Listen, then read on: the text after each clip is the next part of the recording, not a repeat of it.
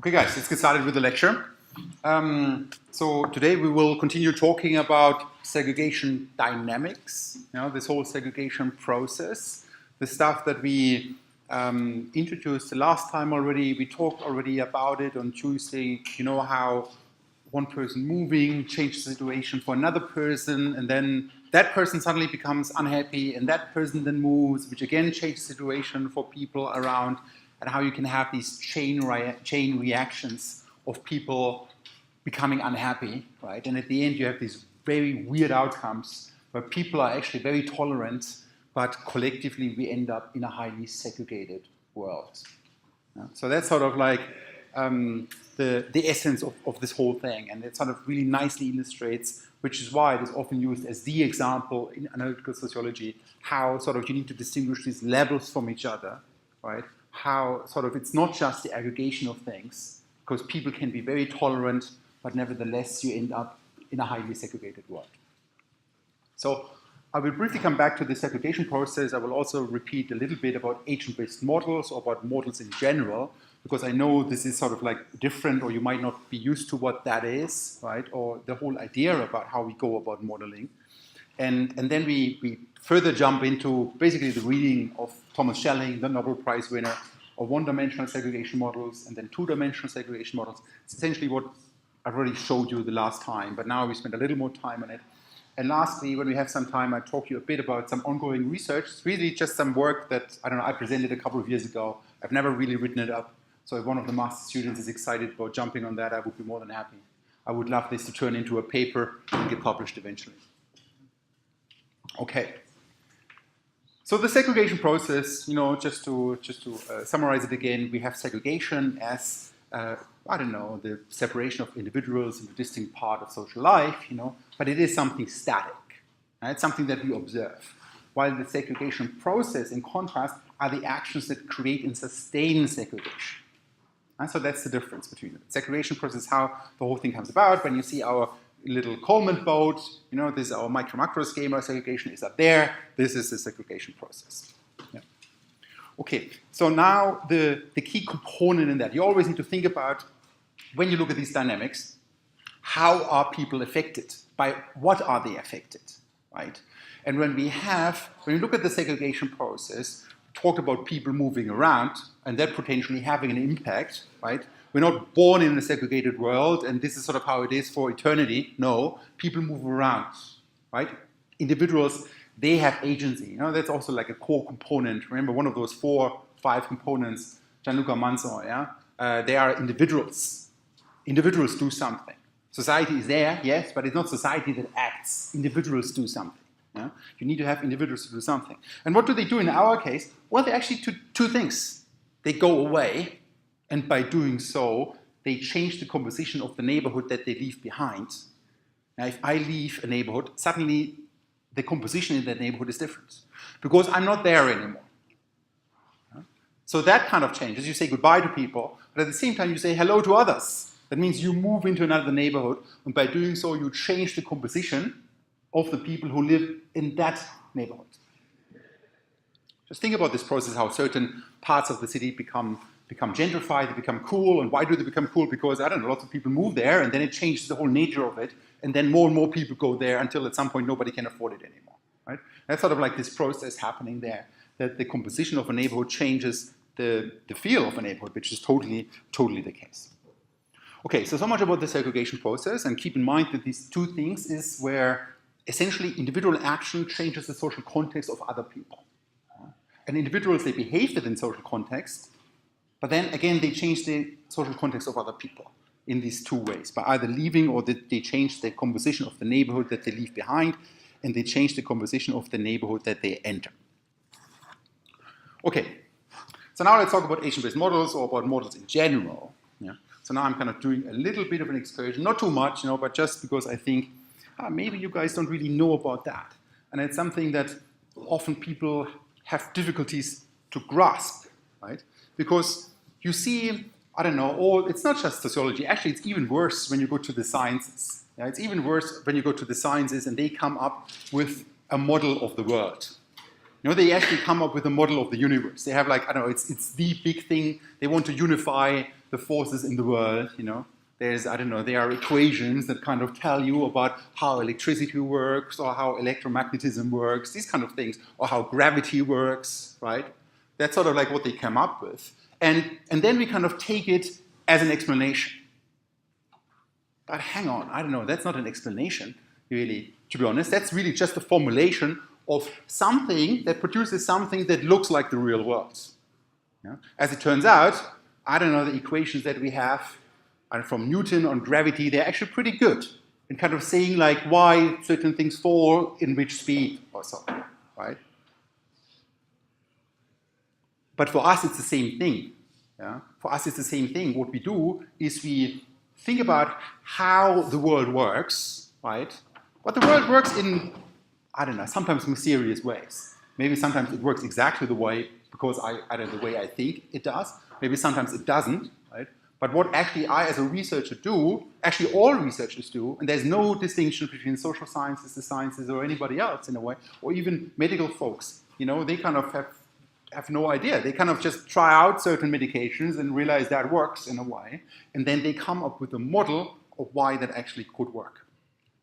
And what is a model? A model is essentially a representation of the real world that we built. Just think of this little toy model. It's actually not that far from that. Yeah? You don't really know how an airplane works, but you kind of try to rebuild it with all the little building blocks that you can control. That's the key. So I kind of try to rebuild the world as it looks, right? And by doing so, I build a model. And now the interesting thing is when I rebuild that, I know exactly what's going on because I put the pieces together, right? And at the end, the challenge of a researcher is to kind of to find the way how you would have to put the pieces together so that what the outcome that you have is actually close to the real world. I know that's sort of a little strange and like, hang on, what's going on here in a way? Don't we explain something? Don't we know what's going on? Well, actually, the only thing as a researcher that I can tell at the end of the day is kind of what are the things that build something that looks like the real world. And then the agreement is that if I kind of build something that looks like the real world, that then we kind of say, okay, I explained the real world. So that's sort of a little odd, but actually it goes through the whole sciences. It's like actually the essence of statistical modeling. When you run a regression analysis, you have a dependent variable, you have independent variables. All you do is find a way to produce some outcomes with certain simplified rules. A model is always a simplification of the real world. And that's sort of like the key. We want to find the simplest way of how we can reproduce the real world. And sometimes we say, okay, well, the real world varies around that somehow. There's randomness in it and so on. But essentially, we want to build something that looks like the real world, and then we can say our independent variables matter for that. So it goes through all statistical models that you have. So we basically really try to recreate the real world in our little head, with our statistical models or with our computer simulations or whatnot. And then when we know that, we can say, okay, hang on, these are the little pieces that we tweaked. That means that little thing here matters for the real world then as well. That's sort of like the jump that we then make. Okay. So much about models, but let's leave it like that. There's a whole philosophy, class. We could talk about that, right? Then when it also comes to causal inference, about how do we actually know something, the philosophy of social science, how do we know something? It's a very interesting topic. Unfortunately, we don't have the time here right now. So what we are interested in now is what is called agent-based models. Now, there's a particular kind of models that we use, but at the end, it's not too different from a statistical model either. Agent-based models, it's a technique. To be more precise, it's the simulation techniques where we try to simulate the real world, or not even the real world, but we just simulate a collection of agents and the relationships between them. Essentially, what we do, we build a fake world. We build the matrix. Think about the matrix, exactly like the matrix. You build the matrix, and you'll see, okay, what happened if my agent would do this? Yeah? Or what if my agent could jump 20 meters? How would that change that? How would that change the outcome in a way? That's exactly what it is. And then it's like a toy world that we create that is often highly, highly stylized and abstract. And why do we do that? Because, remember, we are interested in these interactions. And actually next week we'll talk a lot more about social networks. I will come closer to my work. Social networks are how people are affected by others around them, how they are related to others and so on. And very quickly, things become very complex, where you can't really tell anymore with your intuition what would be the outcome if one individual behaves like that, because you don't really see, you cannot preempt all those chain reactions that happen afterwards. And hopefully today you will see that, because today we'll have a bunch of really counterintuitive results, where we change something at the individual level, but collectively, if people interact with each other, something very different comes about. So in agent-based models, essentially computer simulations, you have agents and you simulate them. It's really like little Sims. Think about it like Sims. You played Sims. Do people still play Sims? Does anybody play Sims? That used to be a thing. I never played it. Yeah, I played SimCity, actually. Yeah. So, but Sims is this thing where you have a little character and you go around, you chill in the, I don't know what one does. Some people spend their whole life in there. There's even Second Life. It's a big online thing. It's very interesting to do research on it, because it is essentially a quasi-experiment for the real world. Yeah? And actually, some people do really cool stuff on it. Yeah? They really do experiments within that fake world. Anyway, for us, the guy that is the most interesting right now, he's a crucial figure in agent-based models because he popularized that like a long time ago, long before there were any computers in a way. So this is like in his mind, Well, he has a good mind. The guy is a Nobel Prize winner, Thomas Schelling. Unfortunately, he died, but yeah, he's a great guy. Once I had a chance to meet him, I think I told you the story, right? How I had the flu and how I kind of coughed at him and then he died. So I don't know. I hope that it was somebody else's virus. Yeah. Anyway, the guy wrote this book, Micromotives and Macro Behavior, which is a fascinating read. It's probably my #1 book. Yeah. I think it's really, really cool, very fascinating. I can read it again and again and again. And it's, there's always new things you can pick up. Yeah, it's not overly complicated, but actually still there's something that you can pick up in it. Okay, so now we jump a little bit into that. Finally, that's only one part of what a Nobel Prize winner does. He didn't even get the Nobel Prize for that. His most important work was in game theory on nuclear deterrence during those days, conflicts. He was working a lot about that. Okay, so now we kind of take a step back. So what Schelling does, so he introduces a one-dimensional segregation model and then a two-dimensional segregation model. And I'll walk you through that, just to re-emphasize what's going on. The one-dimensional is even more simpler, even more abstract than what you've seen so far. And then the two-dimensional one is pretty much what you already saw. And then we extend that. Okay, so what is going on here? It's always like the same 3 steps that happen, right? I don't know, I live somewhere and I evaluate my neighborhoods. This is social context mattering for me. This is like the arrow going from the macro level down to me. I live somewhere, and that affects me. That's the social context that I'm living in, if I want it or not. I don't know, I'm embedded in that. We'll talk more about embeddedness next week, actually. So you are embedded in that, and this is the world for you. Yeah? So you evaluate your neighborhood, what you see. Okay, based on that, individuals, they actually do something. The individual action based on their evaluation. And notice how this evaluation doesn't even have to be right. Right? This could be that they're actually wrong. Yeah? And there's actually this, did I tell you the story about if men define situations as real, they are real in their consequences? Oh, I think I didn't. It's actually the story why I'm a sociologist. It's kind of a little weird because actually I did my first degree in computer science, believe it or not. I have a degree in computer science and business, and then I ventured off to become a sociologist later on. And I was sitting in my computer science classes that I actually liked a lot. I still like that. I still like to hack away and play SimCity, as I do. So I was sitting in these computer science classes, and I had all these ideas about the social world, but I didn't really know what it was. I didn't know what sociology was. I don't know if you guys knew what sociology was. I had no fucking clue. Yeah? And my parents still don't know what it is. Yeah? But they see, okay, the guy makes a living, okay. So apparently it's working. So I had no idea about sociology, about, I don't know, what the stuff, as it turns out, the ideas that I had were sociology. And I started writing them down.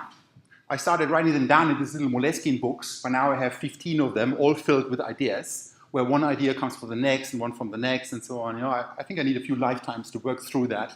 But the very first idea in the very first book where I wrote something down was something along the lines that doesn't really matter if something is true or not, as long as you believe in it. It's pretty much the same for you. Right? I don't know, it doesn't really matter if people like me or if I just think that people like me, or if I think that people dislike me or they dislike me. It doesn't really matter for what I do at the end of the day. Right? When you're sort of embedded in a social context, that actually your experience of the social world really matters for that. So I wrote that down. It's a very simple idea. I kind of developed other things from it. I didn't really know that I was using deductive reasoning or deductive logic. I had no clue about it.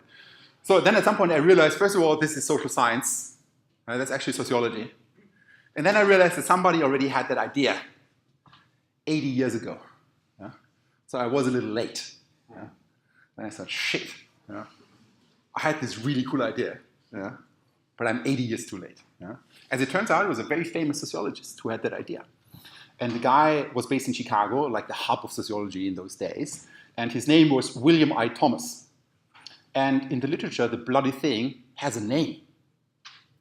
Quote, if men define situations as real, they are real in their consequences. That's what William I. Thomas wrote.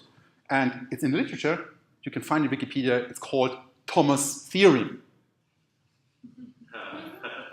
So I thought, I'm 80 years late, but at least the bloody thing has the right name.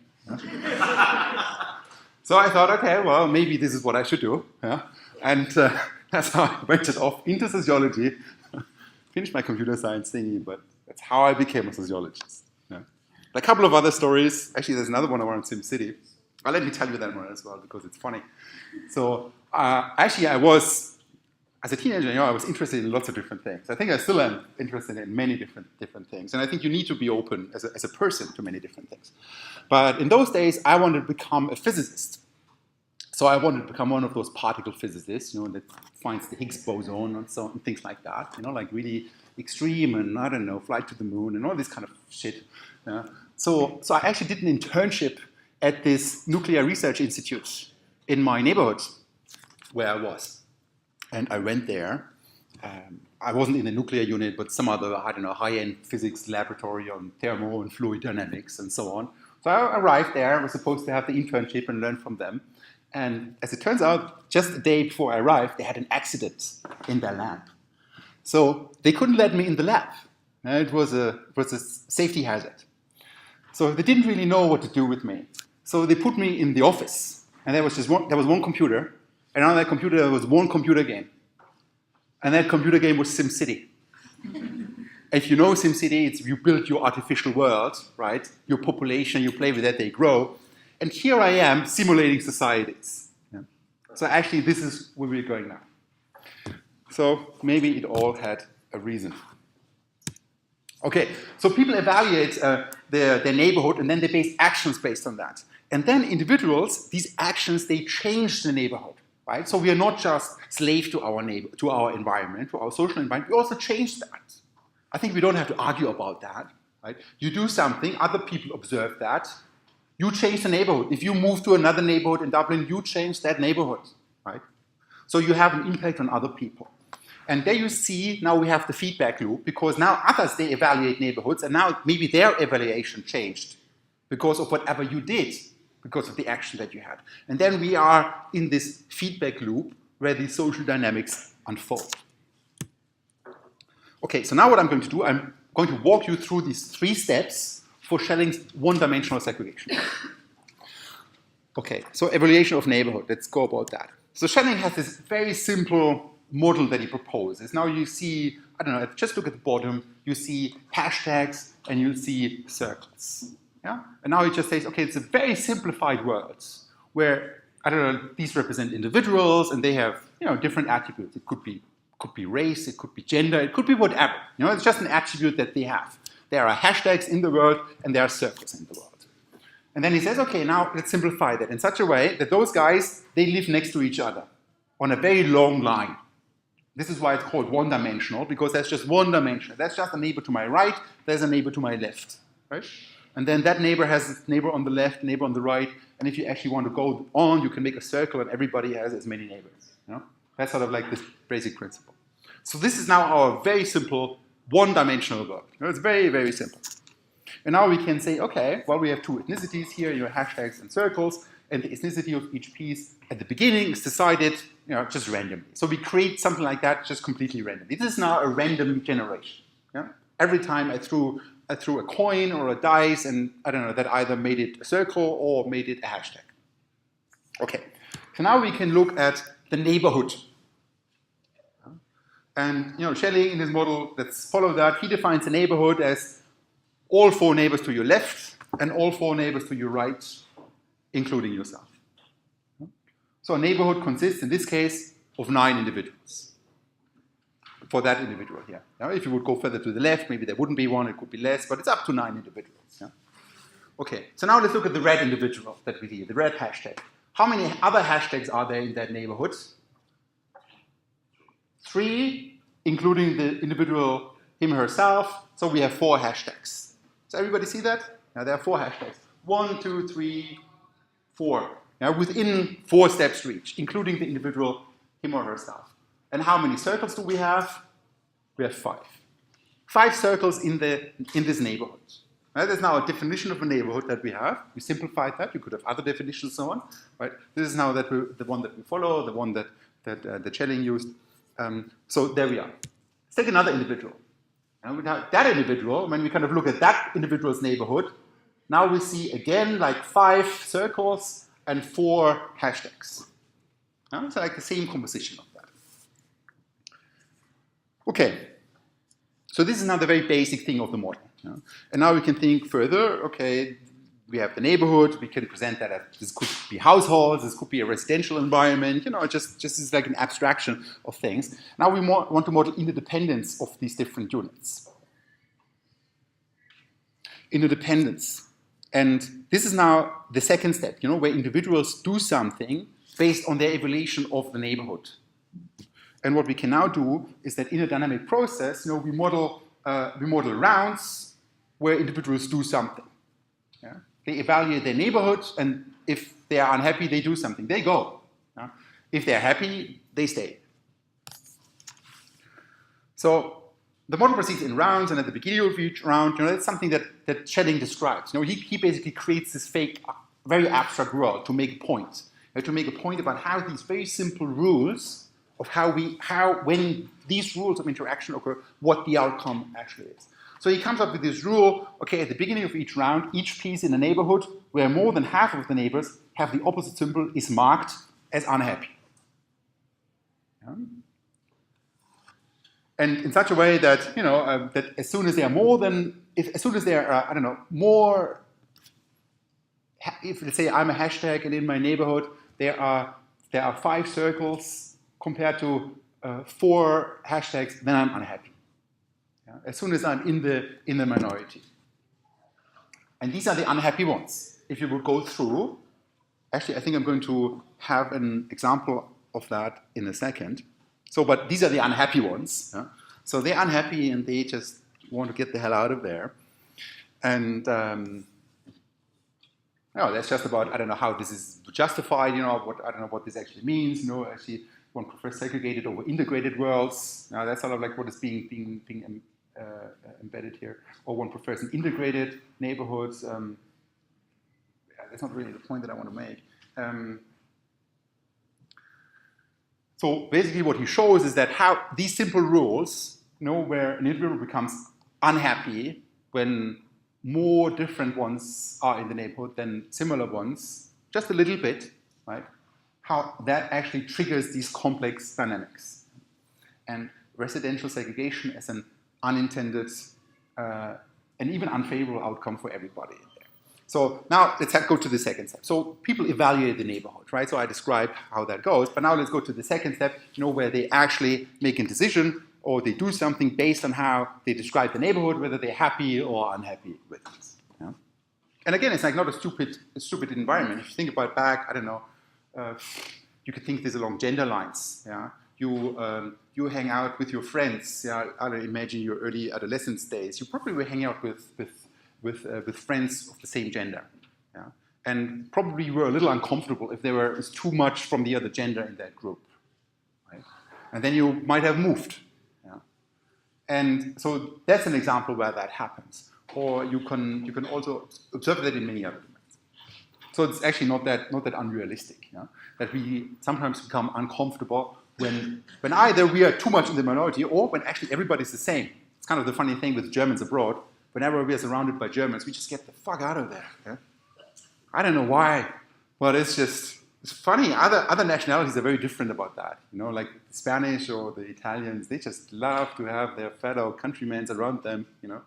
But Germans just pretend that they're not Germans and even put on fake accents and things like that.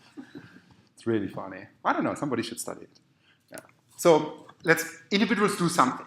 Yeah? They evaluate their neighborhoods and they do something. So what do? So now, first we identify this guy as unhappy. Now you see the guy actually, you know, there are no neighbors at the very left.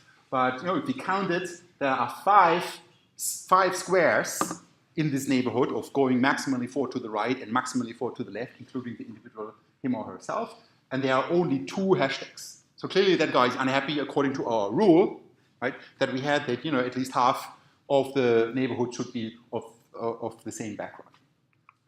So that guy is unhappy. Take him out. Huh? So now what the guy does, according to this model that Schelling suggests, it's very simple. This guy just goes to the next position that he can find where he actually would be happy. As it turns out, this would be sneaking in here. Because now, when you look at this situation, now in that neighborhood, there are 4 circles and 5 hashtags. So according to our rule, that guy is happy now. Okay, so that's a very simple model already. It's a very simple model. You know, you see these things they have very simple rules sometimes, you know, but they're kind of complex dynamics that follow from it. And complex doesn't mean complicated. In fact, it means the opposite. So, but that individual moved, and now we're at the third step. By moving, that individual changed the neighborhoods. In 2 ways, remember, we talked about that earlier by saying goodbye to a neighborhood before and saying hello to a new neighborhood. So who is affected by that individual leaving? And now you see the purple ones, they are affected by that individual leaving. Because suddenly there is 1 less hashtag for them in the neighborhoods where they had a hashtag before. Some are affected because of the arrival of this new guy. By sneaking in between, actually those 7 dudes are affected.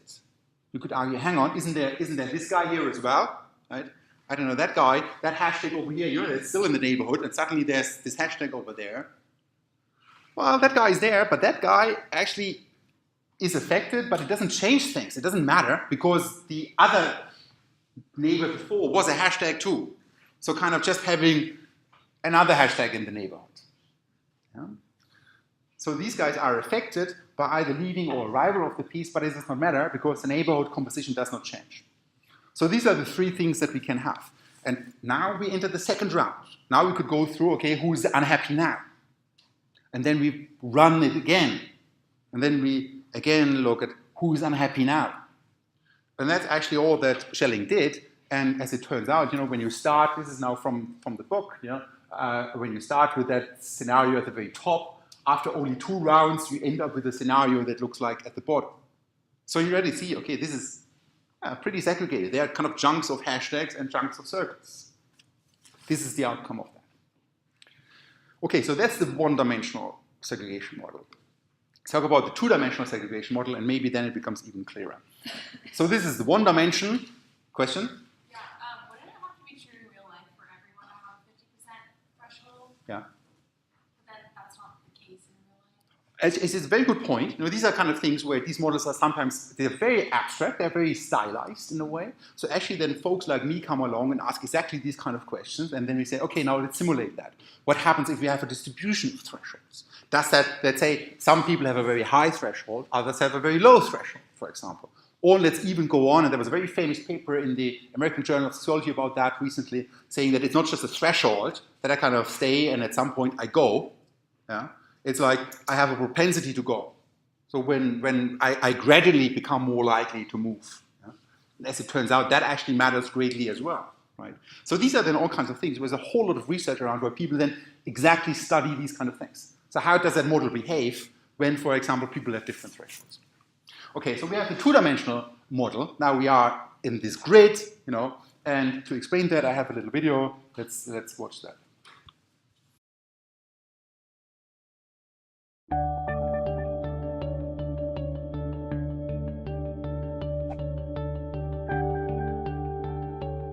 Four decades ago, on a long-haul flight, the economist Thomas Schelling was doodling with a pen and paper and thinking about the problem of racial segregation. When he got home, he picked up a chessboard to continue his investigations. And you can do the same thing. Simply lay out alternating black and white counters, or brown and white eggs, remove any 20 and add 5 just to mix things up a bit. The board now represents a mixed neighbourhood. Now, these brown eggs aren't extreme racists. They're happy to live in a mixed neighbourhood, but they don't want their white neighbours to outnumber their brown neighbours more than 2 to 1. The white eggs feel exactly the same way, so take any egg that is outnumbered more than 2 to 1 and move it to the nearest acceptable location. As you do this, you'll find something astonishing happen. The brown eggs and the white eggs will separate out like oil and vinegar. Even a mild preference for the colour of your neighbour can lead to extreme segregation. Thomas Schelling's chessboard experiments became famous, and Schelling himself eventually won the Nobel Prize. For me, the experiments are about more than racial segregation. So you saw a little illustration about that happens. Actually, in this case now, it's even more extreme. It's like, I don't know, I'm happy with 2/3 who are different to me. Right? And as it turns out, this is like a crucial cut point. As soon as you go a little bit above, you kind of end up with highly segregation. If you go a little bit below, you end up in far fewer segregation.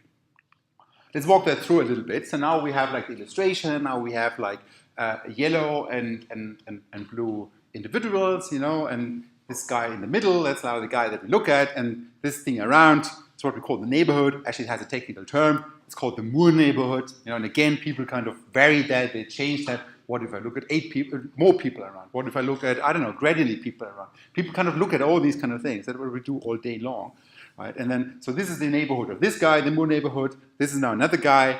This is the Moore neighborhood of that guy. Yeah? Okay.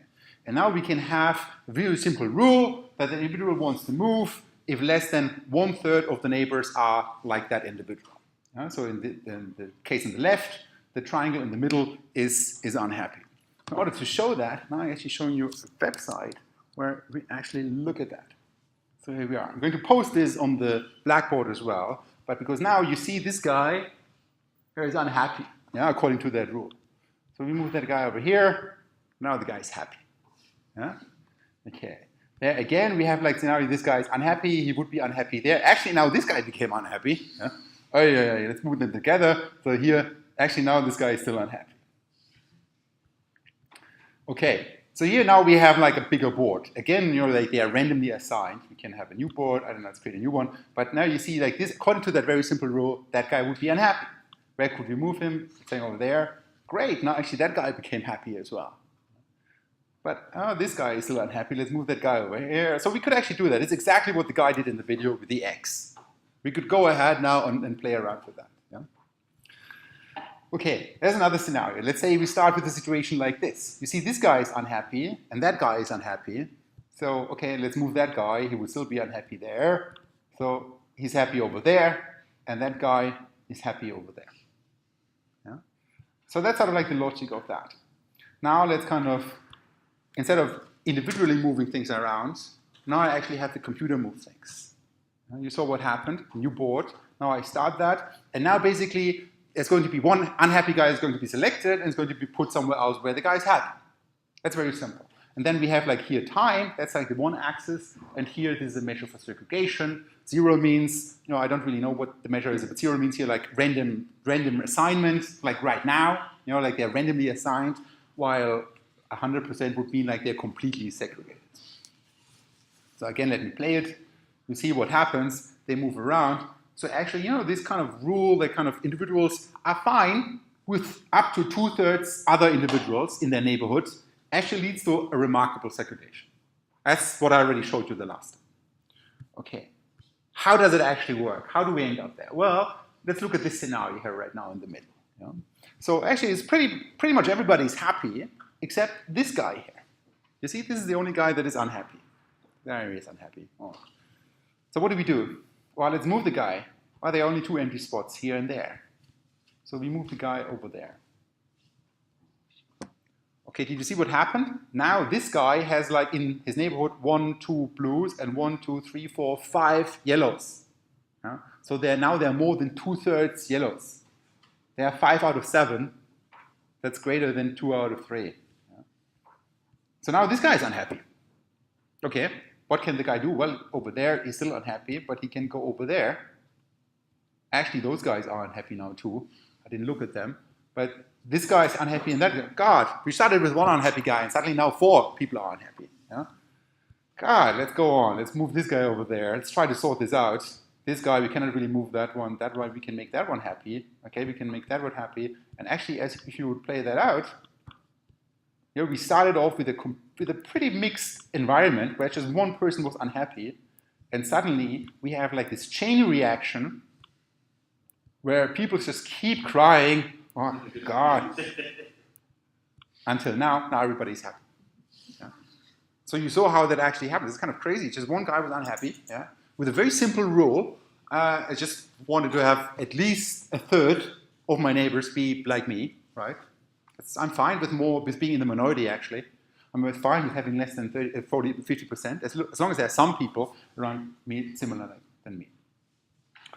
Okay, so now what we can do, now we can actually change this threshold, a bit like what you talked, but now we change that for everybody in the same way. So here it's set up, okay, I move as soon as 33% of my neighbors are not like me, right? That's like the original setup. You see, actually, we end up in some sort of segregation. We can replay that. There we go. Okay, now let's move it a little below. Let's say instead of 33, let's go to, I don't know, 28. No, it's not a huge difference. So actually, people are just a little bit more tolerant right now. Tiny little bit. It's not a huge difference that suddenly they are twice as tolerant as before. So it's a tiny little difference. So remember, first we had like, I don't know, 45% segregation here. Now let's see what happens now. Okay, we still get a decent amount of segregation, 40%. Now 28, sometimes it's more, sometimes it's less. Let's go in the other direction. Let's go in the other direction and go instead of, I don't know, 33, let's say we go for 36.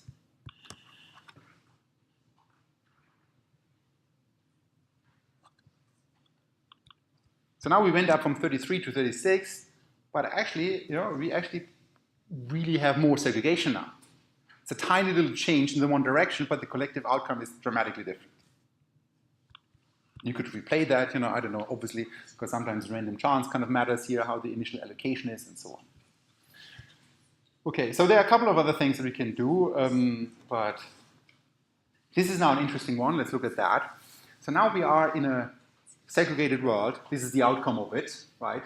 This is the outcome of this thing where people, they have like a preference for at least 1/3 people around them. Maybe now you come along, you're a sociologist, you just graduated from UCD, you think, great, I'm going to change the world, which I hope you will do, but not like this. And then you say, let's make people dramatically more tolerant. Let's say overnight we could change the world. We could make people more tolerant. What would actually happen to segregation? Right? So now let's make them more tolerant. Now I'm moving them into that direction. And what happens? Nothing. Nobody's moving. You don't get people out of segregation. And last time a couple of people actually made that argument that maybe there was segregation to begin with, and now the world changed, but I'm still sticking where I am. So just making people more tolerant doesn't do the trick, obviously. There's no condition of being unhappy there at all. So why would they do it? Yeah, exactly. Why would they move? So, but I want to show you one other thing. In order to do that, I have a little question for you. I'm not going to put up the question right now, but I just want you to, so you remember like we had like let me play this again. Here we are, 37, I don't know, percent, and we get some segregation happening here. What is going to happen if I recreate a new board, and now let's say I put this to, I really make people racist, 80%. What do you think is going to happen? They can't lose it. They don't go with this. They're going to stay put. They're going to stay put. Somebody saying something else? Complete segregation. So we have actually, okay, one person says they are not moving at all. Well, actually they can move. They just move somewhere. I don't know. And then they are unhappy there. That's sort of like the thing. But you say complete segregation. Yeah? Would people agree with that? We make people racist and then they become complete segregated. Remember, before with 33% we had like, I don't know, 50% segregation or so. Now I'm going to run that.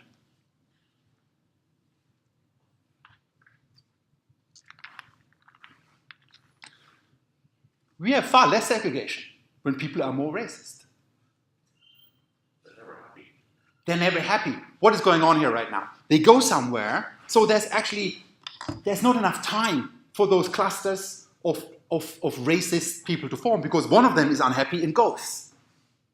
So before they can actually form these clusters of very similar people, the guy in the corner is very unhappy and goes, and this thing falls apart. And then the next guy is sort of there, and then that person is unhappy and goes on. So they can never find a place. So that's like one of those very counterintuitive results. We kind of make people more racist, but actually the world becomes more integrated. It's very counterintuitive. Yeah. And that's a lot of what these kind of papers are about. And you would not have thought that. It's very simple rules that are going on there, right? And then we kind of think about, okay, what is sort of driving that? Here the key is that just so many unhappy people, they can never settle.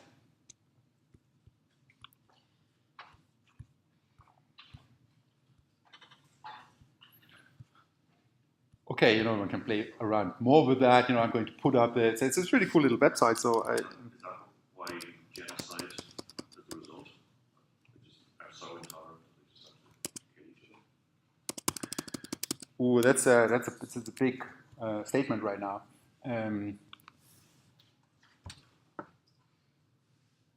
Yeah, I don't know. You have to keep in mind these are very abstract settings here right now. So it's always like a danger to kind of then too quickly kind of say, okay, this is why the real world is like that, right? This is now showing some kind of social dynamic that we can control. Again, this is like the model. Yeah, that's something that we can control because everything that is going on there are the rules that we define, in a way, right? But I would say it totally can explain dynamics in housing markets to some degree, although people do a lot of studies about that. There are lots of other things that matter and so on, right?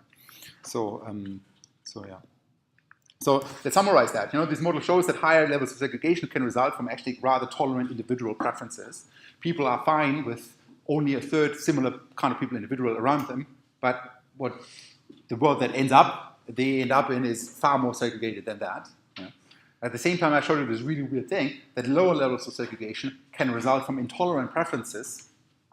So people are actually more racist, and suddenly the world becomes more integrated. It's like really weird. Don't quote me on that. That's like not a recommendation I'm making. Yeah.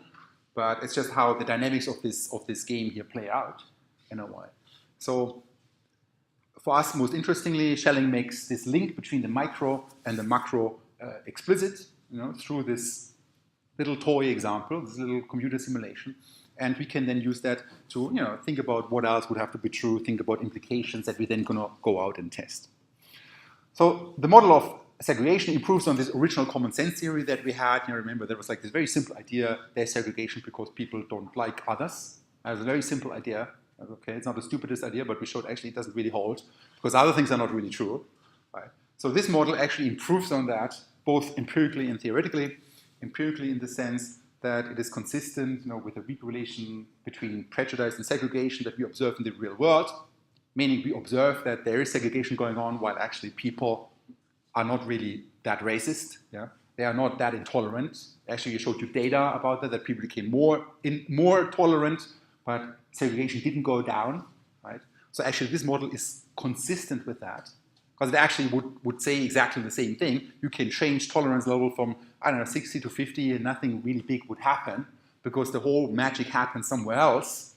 at this tipping point, you know, where the dynamics kick off and suddenly you have the chain reactions or you don't.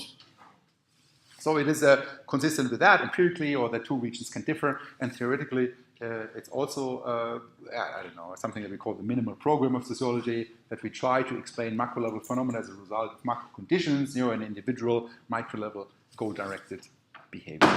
So his book was titled Micromotives and Macro Behavior, and the whole point of it is that micromotives are not equal to macro behavior. Or macro behavior is not equal to micromotives. In fact, they can be opposite to each other, right? And that's sometimes hard to grasp. I had a little bit, so I'll just spend 2 minutes on that, because that's sort of like what I want to present it to you. Maybe one of you is keen on jumping into that. So as I said, I've been playing around with these kind of things because I'm really interested in it. And I have this one paper that made it into stage of the presentation at some point, but never published it so far, where I asked myself, what actually happens, a bit like what you said earlier, what happens, I don't know, if the world is slightly different. What happens when individuals do not just care about one thing, for example, color, but also about something else? 2 dimensions. Yeah? I'm a multidimensional being. I don't just care about color. I care about other things too. Yeah? I hope you too. So we are multidimensional beings, which I think is often forgotten, you know, but I think that's just what the real world is. You know? So actually, I replicated this model, I extended it. So a simple case is that, I don't know, what you saw already, 20 by 20 letters is how we call it, Moore neighborhood, step function, I don't know. It's just that, but the key now is the following, that now there are 2 dimensions. There's color, there's red and green, and there's also size, big and small. Both are equally assigned, there are half of them equally there. So this is where we start. When you look at the left, there are like half of them are big, half of them are small, and half of them are green, and half of them are red. You know, they're just randomly assigned to these categories. There we go. There's no correlation between these 2 categories. Actually, in another experiment, I modeled a correlation between these 2 categories. What happens if size is correlated with color, for example? So I did that, and then the outcome is what you see on the right. We also have segregation, but interestingly, you know, we have segregation on both dimensions. Yeah? You see the big ones are sort of close to each other, but also the green ones are close to each other. So sometimes you have these borders, you know, there's like a small green and a big one, but they kind of still, so we find segregation along both dimensions. And then I played around with that, you know, like what is the decision rule? Let's say I have these 2 things that I care about, size and color. How do I choose one? I could say, okay, the simplest one is just everybody just chooses the same one. That's just a simple model that we've already seen. Or you can say everybody chooses something at random and they stick to that all the time. And so I say I'm a size guy or I'm a color guy. So I just care about color, for example. Right? But then you can also have that, okay, every time let's randomly assign that. Randomly reshuffle. Let's say every time we roll a dice, every round, every point in time, now we all care about size. Or now we all care about color. Or you can do it that every individual in each round kind of randomly cares about size, randomly cares about color. Or you can have it, and that's sort of like where, you know, I became a little innovative, kind of thinking about, okay, let's care about what the people around me care about. If I'm in a neighborhood where everybody cares about color, I'm starting to care about color too. Which is not that unreasonable, you know, I'm being influenced by my environment and so on, or by the people around me and so on. And then you can simulate that, you can model then what are the outcomes, what are the levels of segregation that we achieve.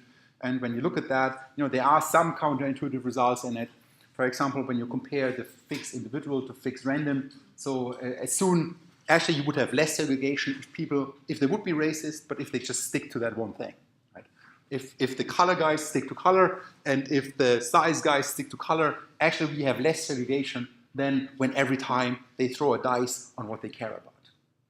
What is it? Why is that happening? When you think a little more about it, it's actually relatively straightforward. You know, this is like, I don't know, remember this unsteady system where people are unhappy, they move around, right? And when you every time roll a dice about whether you care about size or color, you have more chances to keep the system going of having unhappy people. While when some people just care about size and others just care about color, then, you know, you reach the steady state faster. And then the system just dies off, yeah? This chain reaction dies off. We do get some segregation, but the chain reaction dies off, in a way. Anyway, so that's really just work in progress. You know, you don't need to know this for the exam. I just wanted to show you about where you can push this, you know, and other, you know, folks like me kind of do that. So next week we start talking about networks, and there's a new paper that is not on the syllabus, but it is on Blackboard right now. Right, I've uploaded it. It's called The Strength of Weak Ties, that I asked you to read for Tuesday. Yeah?